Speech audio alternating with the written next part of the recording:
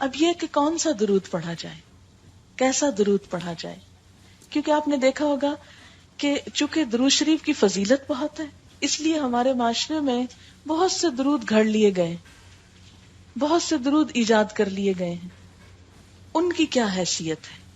یاد رکھیں وہ دو طرح کے ہیں، اور ان دو کے علاوہ ایک قسم کون سی ہے؟ جو مسنون ہے. مسنون کا کیا مطلب ہے؟ جو سنت سے ثابت ہے. ٹھیک ہے، تو مسنون کون سا ہے؟ جو آپ نے سکھایا ہے. اور دوسرے کون سے ہیں؟ جو لوگوں نے خود بنائے ہیں. اب جو لوگوں نے خود بنائے ہیں وہ دو طرح کے ہیں. ایک تو وہ ہے کہ جو اچھے بہترین الفاظ میں آپ کی تعریف ہے. یہ ایسے ہی ہے جیسے نعت شعر میں ہوتی ہے، تو یہ درود نثر میں ہے. اس میں کوئی حرج نہیں، کوئی گناہ کی بات نہیں، کچھ نہیں. بڑے خوبصورت الفاظ چنے گئے آپ کی تعریف بیان کرنے کے لیے یا آپ کے لیے دعائے خیر کرنے کے لیے. ٹھیک ہے، پڑھ لیں اس کو، کوئی حرج نہیں. لیکن کچھ درود ایسے بنائے گئے ہیں کہ جس میں آپ صلی اللہ علیہ وسلم سے محبت کے اظہار میں غلو کیا گیا ہے، آپ کی شان کو حد سے بڑھا کر بسا اوقات اللہ تعالی کے برابر کر دیا گیا ہے، یا آپ کو وہ صفات دے دی گئی جو دراصل اللہ تعالی کی صفات ہیں. ایسے میں چونکہ شرک شامل ہو جاتا ہے اور نبی صلی اللہ علیہ وسلم کی نافرمانی بھی ہوتی ہے، کیونکہ آپ نے خود منع فرمایا تھا لا تطرونی کما اطرت النصارى عیسی ابن مریم، مجھے میری حد سے آگے نہ بڑھاؤ جیسے نصارہ نے عیسی ابن مریم کو کیا کیا تھا، ان کے درجے اور مقام سے آگے بڑھا دیا اور کیا بنا دیا، اللہ کا نبی کہنے کی بجائے اللہ کا بیٹا کہہ دیا.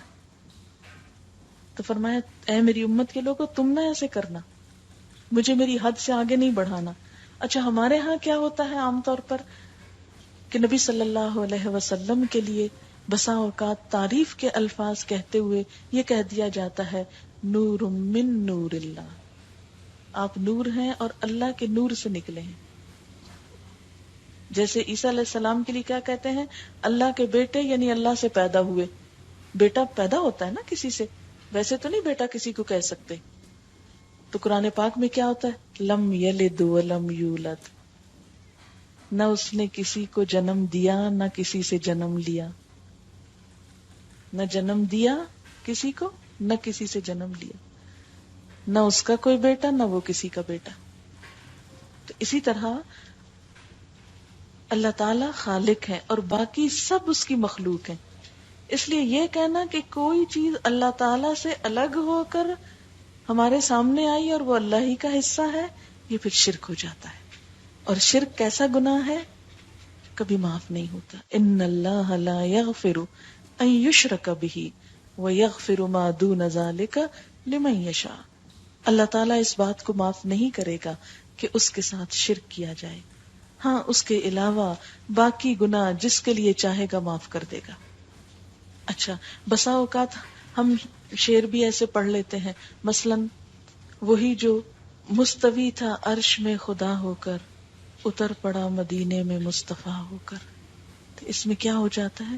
شرک ہو جاتا ہے.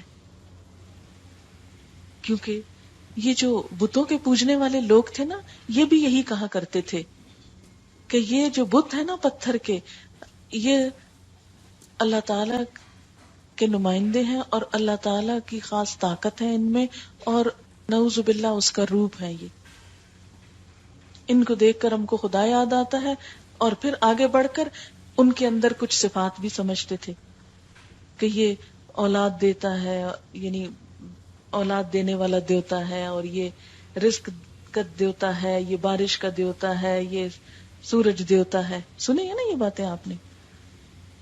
پہلے وہ کیا کہتے ہیں؟ یہ اللہ تعالیٰ کا اوتار ہے، پھر اس کے بعد آہستہ آہستہ انہی کے اندر اللہ تعالیٰ کی صفات ڈھونڈ لیتے اور یوں شرک شروع ہو جاتا. ہم مسلمانوں نے بھی کیا کیا؟ پہلے حضور صلی اللہ علیہ وسلم کے اندر کچھ اللہ تعالیٰ کی صفات لے آئے اور پھر ان سے مانگنا بھی شروع کر دیا، اور کبھی کبھی ایسے الفاظ کہے کہ جو دراصل اللہ تعالیٰ ہی کی صفت ہے. مثلا ایک ہمارے ہاں مشہور درود ہے جس کو درود تاج کہا جاتا ہے. آپ سب واقف ہوں گے اس سے. اس کے شروع میں جنہوں نے کبھی پڑھا ہو ان کو یاد ہوگا کہ اس کے شروع میں آتا ہے دافع البلاء والوباء والمرض والالم والقحط، آتا ہے نا. یہ حضور صلی اللہ علیہ وسلم کی صفت کے طور پر بات کی جاتی ہے کہ آپ کیا کرنے والے ہیں، بلاؤں کے دور کرنے والے ہیں، وباؤں کے دور کرنے والے ہیں، مرض کے دور کرنے والے ہیں، قحط کے اور بیماری کے، درد دکھ ہر چیز دور کرنے والے. اب یہ سب کچھ دور کون کرتا ہے؟ اللہ کرتا ہے. اگر ہم آپ صلی اللہ علیہ وسلم کی عقیدت میں، شان میں، محبت میں ایسی بات آپ کے ذمہ لگائیں گے تو ایک طرف آپ کو بھی ناراض کریں گے، دوسری طرف اللہ تعالیٰ کو ناراض کریں گے، اور رحمت آنے کی بجائے اللہ تعالیٰ کا غضب آ سکتا ہے. اس لیے کوئی بھی درود جب آپ پڑھیں تو پہلا کام یہ کریں کہ اس کا مطلب پڑھیں. اور مطلب بھی بسا اوقات جو نیچے لکھے ہوتے ہیں وہ صحیح نہیں ہوتے، کیونکہ میں نے کئی درود تاج کے نیچے جب ترجمہ پڑھا تو اس میں انہوں نے لکھا ہوا کہ اللہ تعالیٰ آپ کے وسیلے سے ہمارے یہ بلائیں دور کرتے ہیں، حالانکہ عربی عبارت میں وسیلے کا لفظ ہی کوئی نہیں ہے، ڈائریکٹ لکھا ہوا ہے. پھر بعض اوقات آپ کا مقام اللہ تعالیٰ کے مقام سے بڑھا دیتے ہیں لوگ.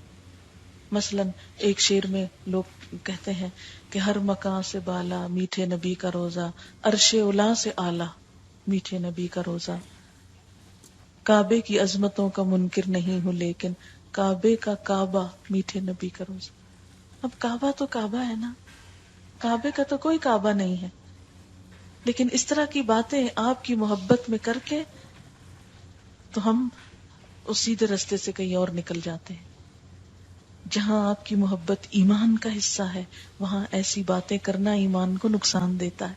اس لیے ہم کو سوچ سمجھ کے، صرف کسی بات کے لیے یہ کافی نہیں کہ ہمارے آبا و اجداد کرتے تھے یا ہمارے بڑے کوئی جاہل ہیں اور فلاں صاحب جو ہیں وہ اتنے علم پڑھے ہوئے ہیں وہ جاہل ہیں. نہیں، بعض اوقات یہ ہوتا ہے کہ علم بھی ہوتا ہے، سب کچھ ہوتا ہے، لیکن ایسی عقیدت ہو جاتی ہے کچھ چیزوں سے کہ انسان ان کے خلاف کچھ بھی سننا نہیں چاہتا. اور خاص طور پر جس چیز پہ انسان خود چل رہا کبھی نہیں سننا چاہتا کہ میرے اندر یہ خامی. اچھا کسی کی بات نہیں سوچی، ہم میں ہر شخص اپنے بارے میں اس وقت سوچے اور اپنے سے پوچھے کہ جب کوئی مجھے میری کسی خامی، کمزوری، غلطی کے بارے میں بتاتا ہے تو میں اس کو سننا چاہتی ہوں، سنتی ہوں، سن کے اصلاح کرتی ہوں، غصے میں تو نہیں آ جاتی، ریئیکٹ تو نہیں کرتی. تو کیا ہوتا ہے؟ کرتے ہیں نا ریئیکٹ. ہم میں سے کتنے لوگ ہیں جو خوشی سے تنقید سنیں، اچھا اور بتاؤ میری غلطی کیا ہے؟ کبھی کہا ہم نے کسی کو؟ نہیں کہتے. اور اگر کوئی بھولے سے بتا بیٹھے تو ہم اس کے دشمن ہو جاتے، اس سے تو اب ملنا ہی نہیں ہے، تو بس میری غلطی ہی بتاتا ہے مجھ کو. تو اس لیے جب کوئی ہم کو یہ بتاتا ہے نا تو فوراً کہتے ہیں ہاں یہ وہابی ہوگا نا اس لیے مجھ کو منع کر رہا ہے. وہ وہابی کیا چیز ہوتا ہے؟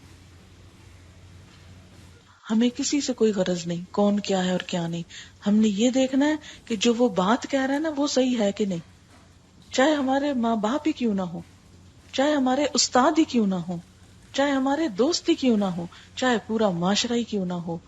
ہم کسی کی بات کو اس لیے نہیں لیں گے کہ یہ میرا فلانا رشتہ دار ہے اس لیے میں مان رہی ہوں اس کی بات، یا یہ میرا بزرگ ہے، یا یہ میرا محبوب ہے، یا یہ میرا پسندیدہ انسان ہے اس لیے اس کی بات تو میں نے ضرور مان. نہیں، کسی کی بات بھی کب ماننی ہے؟ جب وہ اللہ کی بات کے مطابق ہو اور اللہ کے رسول صلی اللہ علیہ وسلم کی بات کے مطابق ہو. اگر اس کے خلاف ہے تو پوری دنیا ایک طرف ہو جائے، مجھے نہیں ماننی، اس لیے کہ میرے نزدیک اللہ کی ذات سب سے بڑی اور محمد صلی اللہ علیہ وسلم کی ذات سب سے بھی محترم، میری اولاد سے، میرے ماں باپ سے، سب انسانوں سے زیادہ پیارے. اسی لیے تو کہا کہ ایمان مکمل ہی اس وقت ہوتا ہے جب آپ سے محبت اور آپ کی بات سب سے اہم ہو جائے. تو اس لیے کوئی ایسا درود نہیں پڑھنا کہ جس میں کوئی شرک کے الفاظ. تو اب 3 طرح کے درود ہو گئے نا، ایک ہے مسنون، دوسرے ہیں غیر مسنون لیکن اچھے الفاظ ہیں، اور تیسرے ہیں غیر مسنون لیکن ان کے الفاظوں میں غلو ہے یا کوئی مطلب کچھ صحیح نہیں لگ رہا، جو قرآن کی تعلیم یا روح کے منافی ہے، وہ درود نہیں پڑھنا۔ اب مسنون الفاظ کیا ہیں اور مسنون کیوں بتانے لگی ہوں؟ اس لیے کہ جو کچھ آپ نے سکھا دیا وہ سب سے اعلیٰ و افضل ہے، سب سے بہترین ہے۔ حضرت ابو حمید ساعدی سے روایت ہے، کہتے ہیں کہ صحابہ کرام نے عرض کیا، اے اللہ کے رسول صلی اللہ علیہ وسلم، ہم آپ پر کس طرح درود بھیجیں؟ آپ ہی ہم کو بتائیے کہ ہم کیا کریں، کیونکہ بڑے عقل مند تھے نا کہ جو آپ بتائیں گے وہی صحیح بات ہوگی، آپ کو خوش کرنا ہے تو آپ کی پسند کی چیز پڑھیں ہم۔ اچھا، ہم نے کبھی کیوں نہیں پوچھا یہ سوال کہ آپ نے کون سا درود پسند کیا تھا؟ ہم تو کیا کہتے ہیں، اچھا کس درود سے ہماری مشکلیں آسان ہوں گی، ہم بس وہ پڑھیں گے، چاہے وہ آپ نے دیا ہو یا کسی اور نے لکھا ہو، مسنون ہو کہ غیر مسنون ہو، اس میں سچی باتیں لکھی ہوں یا اس میں شرکیہ باتیں لکھی ہوں، بس ہمیں تو اس سے غرض ہے کہ کسی نے یہ فرما دیا کہ اس سے سارے مسئلے حل ہو جائیں، اور ہم آنکھیں بند کر کے اس کو پڑھنے لگ گئے بے سوچے سمجھے۔ ایسے نہیں پڑھنا، کیا پڑھنا ہے جو آپ نے دیا، وہ ہماری پرائرٹی نمبر 1 ہے۔ صحابہ کرام نے عرض کیا، اے اللہ کے رسول صلی اللہ علیہ وسلم، ہم آپ پر کس طرح درود بھیجیں؟ آپ نے فرمایا، یوں کہو، یا اللہ محمد صلی اللہ علیہ وسلم پر، آپ کی ازواج پر، آپ کی اولاد پر رحمت بھیج جس طرح تو نے آل ابراہیم پر رحمت بھیجی۔ یا اللہ محمد صلی اللہ علیہ وسلم پر، آپ کی ازواج پر، آپ کی اولاد پر اس طرح برکتیں نازل فرما جس طرح تو نے آل ابراہیم پر برکت نازل فرمائی، تو بے شک بزرگ اور اپنی ذات میں آپ محمود ہے۔ اور اس کی عربی عبارت کیسے ہے؟ اللہم صلی علی محمد وازواجہ وذریتہ کما صلیت علی آل ابراہیم وبارک علی محمد وازواجہ وذریتہ کما بارکت علی آل ابراہیم انک حمید مجید۔ یہ بخاری کی روایت ہے، اور ہو سکتا ہے ہم میں سے بہتوں نے پہلی دفعہ یہ سنا۔ پھر اسی طرح ایک اور ہے، اس میں بھی صحابہ کرام نے حضور صلی اللہ علیہ وسلم سے پوچھا تو آپ نے کچھ یوں سکھایا، اللہم صلی علی محمد وعلی آل محمد کما صلیت علی ابراہیم وعلی آل ابراہیم انک حمید مجید، اللہم بارک علی محمد وعلی آل محمد کما بارکت علی ابراہیم وعلی آل ابراہیم انک حمید مجید۔ یہی ہم عام طور پہ نماز میں پڑھتے ہیں نا، یہ بھی بخاری کی روایت ہے۔ اسی طرح ایک اور آپ نے یوں سکھایا، اللہم صلی علی محمد النبی الامی وعلی آل محمد کما صلیت علی ابراہیم وعلی آل ابراہیم وبارک علی محمد النبی الامی وعلی آل محمد کما بارکت علی ابراہیم وعلی آل ابراہیم انک حمید مجید۔ اسی طرح کچھ اور ورشنز بھی ہیں، لیکن کچھ ایسے ہیں جو مختصر ہیں، یعنی یہ تو لمبے والے تھے، ذرا چھوٹا ورشن ایک میں آپ کو سناؤں گی، یہ بھی بخاری کی روایت ہے۔ اللہم صلی علی محمد عبدک ورسولک کما صلیت علی آل ابراہیم وبارک علی محمد وعلی آل محمد کما بارکت علی ابراہیم۔ پھر اسی طرح ایک اور درود ہے جو مختصر ہے، کیونکہ بعض اوقات دل چاہتا ہے زیادہ دفعہ پڑھیں، لیکن لمبا پڑھتے ہوئے پھر ہم گھبراتے ہیں، تو اس پر حضرت زید بن خارجہ کی روایت ہے، کہتے ہیں کہ میں نے حضور صلی اللہ علیہ وسلم سے سوال کیا کہ مجھے درود بتائیے آپ نے فرمایا، مجھ پر درود بھیجا کرو اور دعا میں اسے لازم کر لو، اور یوں کہو، اللہم صلی علی محمد وعلی آل محمد۔ بس یہ کیا ہے؟ مختصر ترین۔ کیسے؟ اللہم صلی علی محمد وعلی آل محمد، یہ چھوٹا سا ہے، تسبیح بھی ہو سکتی ہے آرام سے۔ اسی طرح آپ پر سلام کا طریقہ کیا ہے، اس کے مسنون الفاظ۔ حضرت عبداللہ بن مسعود رضی اللہ تعالی عنہ کہتے ہیں کہ رسول اللہ صلی اللہ علیہ وسلم ہماری طرف متوجہ ہوئے اور فرمایا، اللہ ہی سلام ہے، جب تم نماز پڑھو تو کہو، تمام زبانی، جسمانی اور مالی عبادات اللہ تعالی کے لیے ہیں۔ اے نبی صلی اللہ علیہ وسلم، آپ پر اللہ کا سلام اور اس کی رحمتیں اور اس کی برکتیں ہوں۔ ہم پر بھی اور اللہ کے نیک بندوں پر بھی سلام ہو. جب تم یہ کہو گے تو یہ الفاظ اللہ تعالیٰ کے تمام نیک بندوں کو پہنچ جائیں گے، چاہے وہ آسمان میں ہوں یا زمین میں. میں گواہی دیتا ہوں اللہ کے سوا کوئی معبود نہیں، اور میں گواہی دیتا ہوں کہ محمد صلی اللہ علیہ وسلم اللہ تعالیٰ کے بندے اور اس کے رسول ہیں. اور یہ کیا ہے جو ہم التحیات جس کو کہتے ہیں، اس میں بعض اوقات لوگ پڑھنے میں غلطی کرتے ہیں، کہتے ہیں التحیات. التحیات نہیں ہے، التحیات. التحیات تحیات اصل میں تھا اور اس سے شروع میں ال لگا، تو التحیات. آپ کو معلوم ہے کہ حضور صلی اللہ علیہ وسلم جب معراج پر تشریف لے گئے تھے تو ظاہر اللہ تعالیٰ کو تو کوئی چیز نہیں چاہیے، آپ کے لیے تحفہ کس چیز کا لے کر گئے؟ انہی اچھے کلمات کا، التحیات للہ والصلوات والطیبات. کیا معنی؟ کہ تمام زبانی، جسمانی اور مالی عبادات اللہ ہی کے لیے، پاکیزہ کلمات اللہ کے لیے. اس پر اللہ تعالیٰ نے کیا فرمایا؟ السلام علیک ایھا النبی. ایسے اللہ تعالیٰ نے سلام بھیجا اور ہم کو بھی سکھا دیا کیسے. السلام علیک ایھا النبی ورحمۃ اللہ وبرکاتہ. یہ ہے سلام کا صحیح طریقہ. اس پر جواب میں آپ صلی اللہ علیہ وسلم نے کیا فرمایا؟ یہ نہیں کہا والسلام علیکم، فرمایا السلام علینا، یعنی اللہ تعالیٰ آپ بھیج رہے ہیں، ہم قبول کر رہے ہیں، اور صرف اپنے لیے نہیں، وَعَلَىٰ عِبَادِ اللَّهِ الصَّالِحِينَ. اس سے محبت پھوٹتی ہے نا آپ کے لیے کہ ہر موقع پر آپ نے اپنے ماننے والوں کو بھی یاد رکھا. السلام علینا وعلی عباد اللہ الصالحین.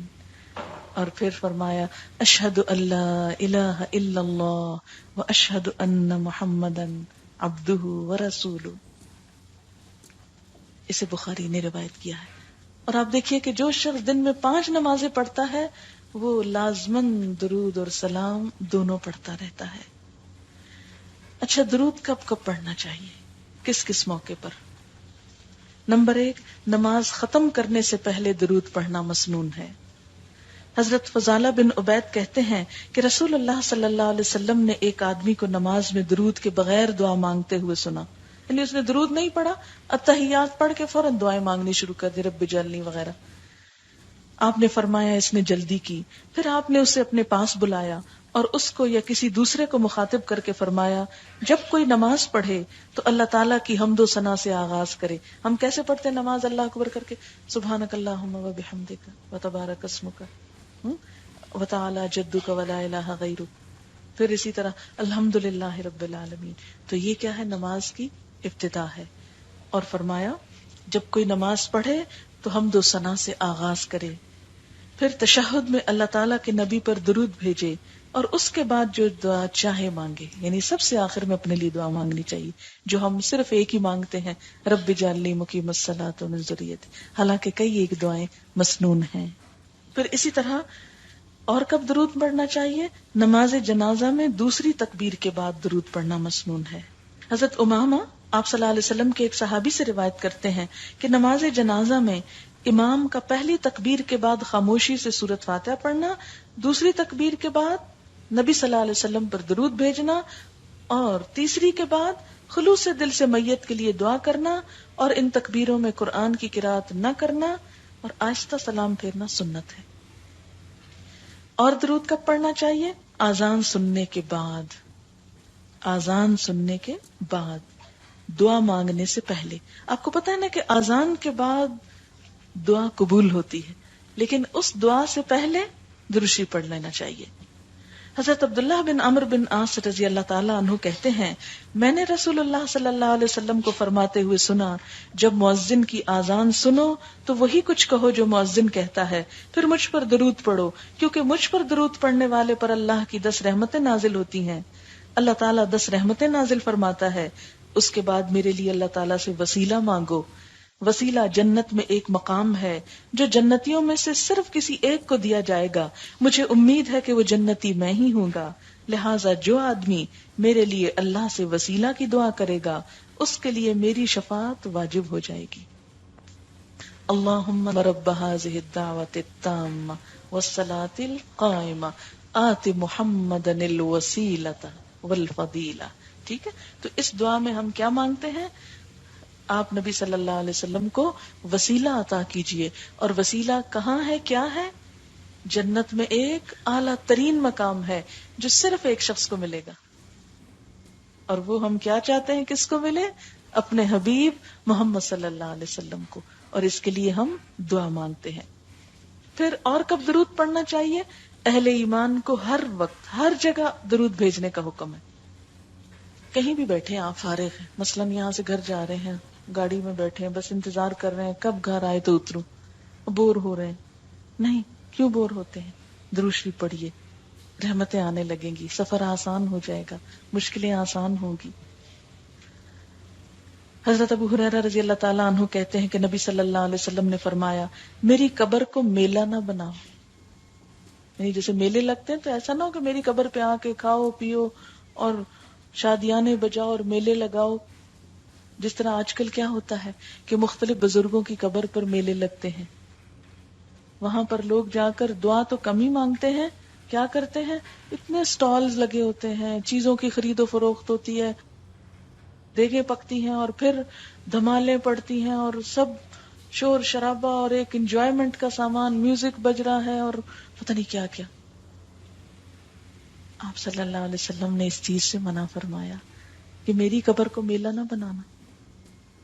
کیونکہ آپ کو خبر دے دی گئی ہوگی نا اللہ تعالیٰ کی طرف سے کہ امت اصل کام چھوڑ کے اب یہ کرنے والی ہے. لہذا آپ نے کیا فرمایا؟ نہ میری قبر کو میلہ بنانا، نہ ہی اپنے گھروں کو قبرستان بنانا. وہ کیسے؟ کہ اس میں کوئی اللہ کا ذکر نہ ہو. تم جہاں کہیں بھی ہو مجھ پر درود بھیجتے رہو، تمہارا درود مجھے پہنچا دیا جاتا ہے. تمہارا درود مجھ کو پہنچا دیا جاتا ہے. اسے احمد نے روایت کیا ہے. حضرت ابو بکر صدیق رضی اللہ تعالیٰ عنہ کہتے ہیں کہ رسول اللہ صلی اللہ علیہ وسلم نے فرمایا، مجھ پر کثرت سے درود بھیجا کرو، اللہ تعالیٰ میری قبر پر ایک فرشتہ مقرر فرمائے گا، جب بھی میرا کوئی امتی مجھ پہ درود بھیجے گا تو یہ فرشتہ مجھے کہے گا، اے محمد صلی اللہ علیہ وسلم، فلاں بن فلاں نے فلاں وقت آپ پر درود بھیجا ہے. یعنی آپ کو وہ پہنچایا جاتا ہے. حضرت عبداللہ بن مسعود کہتے ہیں رسول اللہ صلی اللہ علیہ وسلم نے فرمایا کہ اللہ تعالیٰ نے میری امت کے لوگوں کا سلام مجھے پہنچانے کے لیے فرشتے مقرر کر رکھے. یعنی ہر جگہ سے وہ اکٹھا کرتے ہیں اور مجھ تک پہنچا دیتے. آپ دیکھیں نا، جس سے محبت ہوتی اس کے نام خط لکھے جاتے ہیں. آپ نے سنا ہوگا فلاں ایکٹر کو ایک دن میں اتنے 1000 خط آتے ہیں، دیانا کی قبر کے پاس پھولوں کے ڈھیر ہوتے ہیں. تو دنیا دار لوگوں کے لیے محبتوں کے ایسے نذرانے آتے ہیں جو پھول سوکھ جاتے ہیں اور ردی کے ڈھیر بن جاتے ہیں اور خط پھینک دیے جاتے ہیں ردی کی ٹوکریوں میں. لیکن سب سے بہترین تحفہ کیا ہے؟ دعائے خیر. وہ محفوظ ہو جاتی ہے، آپ کو بھی فائدہ ہوا جس کے لیے بھیجی گئی اور کرنے والے کو بھی رحمتیں مل گئیں. کیا خوبصورت انداز ہے محبت کے اظہار کا. اور فرشتے مقرر ہیں جو پوری دنیا سے میل آپ تک پہنچا رہے ہیں. کون کون آپ کے لیے تحفے بھیج رہا ہے. اور درود کے تحفے نہ مرجھاتے ہیں، نہ سوکھتے ہیں، نہ ردی میں جاتے ہیں، عرش بالا پہ جمع ہو رہے ہیں. جمعہ کے دن آپ صلی اللہ علیہ وسلم پر کثرت سے درود بھیجنا چاہیے. یہ یاد رکھیے، اس بات کو کبھی نہ بھولیے. حضرت ابو مسعود انصاری کہتے ہیں کہ رسول اللہ صلی اللہ علیہ وسلم نے فرمایا کہ جمعہ کے روز مجھ پر کثرت سے درود بھیجا کرو. جو آدمی جمعہ کے روز مجھ پر درود بھیجتا ہے وہ میرے سامنے پیش کیا جاتا ہے. اسے بہقی نے روایت کیا جاتا ہے، یعنی اس کا تعارف بھی ایک طرح سے آپ کے سامنے ہوتا ہے. حضرت اوس بن اوس کہتے ہیں کہ نبی صلی اللہ علیہ وسلم نے فرمایا، سب دنوں میں جمعہ کا دن افضل ہے. اسی روز آدم علیہ السلام پیدا کیے گئے، اسی روز ان کی روح قبض کی گئی، اسی روز سور پھونکا جائے گا، اسی روز اٹھنے کا حکم ہوگا. لہٰذا اس روز مجھ پر کثرت سے درود بھیجا کرو کیونکہ تمہارا درود میرے سامنے پیش کیا جاتا ہے. صحابہ کرام نے عرض کیا، اے اللہ کے رسول صلی اللہ علیہ وسلم، آپ کی وفات کے بعد آپ کی ہڈیاں بوسیدہ ہو چکی ہوں گی، یا یوں کہا کہ آپ کا جسم مبارک مٹی میں مل چکا ہوگا، تو پھر ہمارا درود آپ کے سامنے کیسے پیش کیا جائے گا؟ آپ نے فرمایا، اللہ تعالیٰ نے انبیاء کے جسم زمین پر حرام کر دیے ہیں. یعنی انبیاء علیہ السلام کا درجہ تو شہداء سے بھی بڑا ہوتا ہے. شہید مر کے نہیں مرتے، اور ان کے جسموں کو بھی زمین نہیں کھاتی، اسی طرح انبیاء علیہم السلام جو ہیں ان کے جسم کو مٹی کوئی نقصان نہیں دیتی۔ دعا مانگنے سے پہلے اللہ کی حمد و ثنا کے بعد درود پڑھنے کا حکم ہے، جس کا ذکر پیچھے بھی کیا جا چکا ہے۔ گناہوں کی بخشش حاصل کرنے کے لیے درود شریف پڑھنا چاہیے، تکلیف، مصیبت، رنج اور غم کے موقع پر کثرت سے درود شریف پڑھنا چاہیے۔ آپ صلی اللہ علیہ وسلم کا نام مبارک سنتے ہوئے، پڑھتے ہوئے یا لکھتے وقت درود شریف پڑھنا چاہیے، اور لکھتے وقت صلی اللہ علیہ وسلم پورا لکھنا چاہیے۔ اگر بہت تیز لکھ رہے ہیں، جیسے امتحان میں آپ پیپر حل کر رہے ہیں اور اتنا وقت نہ ہو، تو ایک دفعہ پورا لکھ لیجئے اور ہر دفعہ سواد کے ساتھ انڈیکیشن دے دیجئے۔ اسی طرح انگریزی میں پیس بی اپون ہم ایک دفعہ پورا لکھ لیجئے اور اس کے بعد ایبریویشن بھی لکھی جا سکتی ہے، لیکن اس سے زیادہ اچھا ہے کہ انگلش میں محمد لکھ کر اور اوپر سواد کا انڈیکیشن دینے کا رواج ڈالیں صلی اللہ علیہ وسلم۔ حضرت علی رضی اللہ تعالیٰ عنہ کہتے ہیں کہ جس کے سامنے آپ کا نام لیا جائے پھر وہ درود نہ پڑھے وہ بخیل ہے۔ اسی طرح مسجد میں داخل ہوتے اور مسجد سے نکلتے وقت درود و سلام پڑھنا مسنون ہے۔ حضرت فاطمہ کہتی ہیں کہ رسول اللہ صلی اللہ علیہ وسلم جب مسجد میں داخل ہوتے تو فرماتے بسم اللہ والسلام علی رسول اللہ، اللہم اغفر لی ذنوبی وافتح لی ابواب رحمتک۔ اللہ کے نام سے مسجد میں داخل ہوتا ہوں اور اللہ کے رسول صلی اللہ علیہ وسلم پر سلام ہو، اے اللہ میرے گناہ معاف فرما اور اپنی رحمت کے دروازے میرے لیے کھول دے۔ اور جب مسجد سے باہر نکلتے تو فرماتے بسم اللہ والسلام علی رسول اللہ، اللہم اغفر لی ذنوبی وافتح لی ابواب فضلک۔ اے اللہ کے نام سے مسجد سے نکلتا ہوں، اللہ کے رسول صلی اللہ علیہ وسلم پر سلام ہو، اے اللہ میرے گناہ معاف فرما اور اپنے فضل کے دروازے میرے لیے کھول دے۔ نماز سے فارغ ہونے کے بعد آپ پر درود بھیجنا مسنون ہے۔ کیسے؟ حضرت ابو سعید رضی اللہ تعالیٰ عنہ کہتے ہیں کہ نبی صلی اللہ علیہ وسلم جب نماز سے سلام پھیرتے تو 3 مرتبہ یہ کلمات ادا کرتے تھے، سبحان ربک رب العزت عما یصفون وسلام علی المرسلین والحمد للہ رب العالمین۔ یہ کتنی دفعہ؟ 3 مرتبہ۔ ہر مجلس میں آپ پر درود پڑھنا مسنون ہے، کیونکہ وہ مجلس جہاں اللہ کا ذکر نہ ہو اور درود شریف نہ پڑھا جائے قیامت کے دن انسان کے لیے حسرت کا سبب ہوگی۔ ہر صبح اور شام درود پڑھنا مسنون ہے۔